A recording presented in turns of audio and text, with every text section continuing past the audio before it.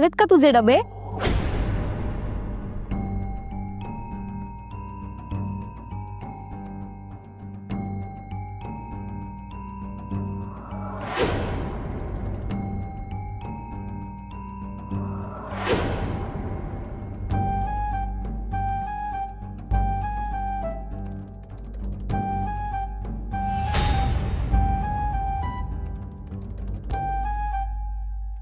अहो ते मी करतच होते यांच्यामुळे.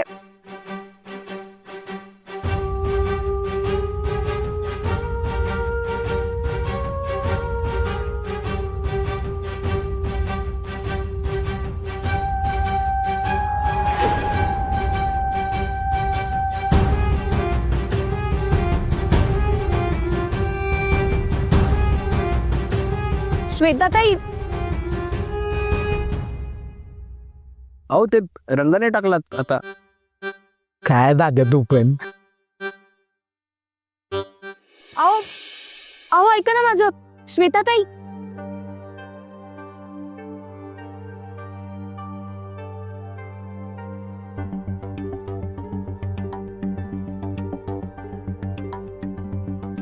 दे कुठे डबे?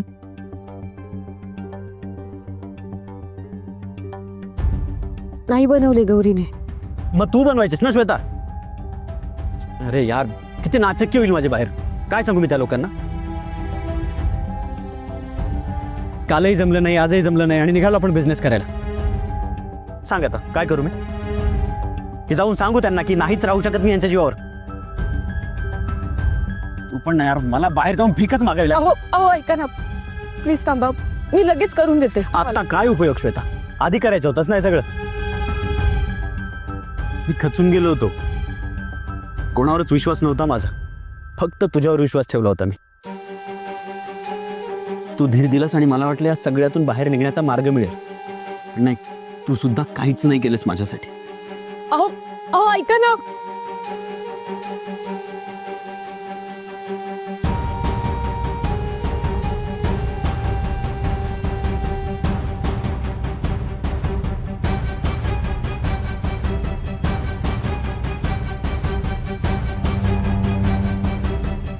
श्वेताताई, अहो खरंच सॉरी, मी ते डबे बनवणारच होते पण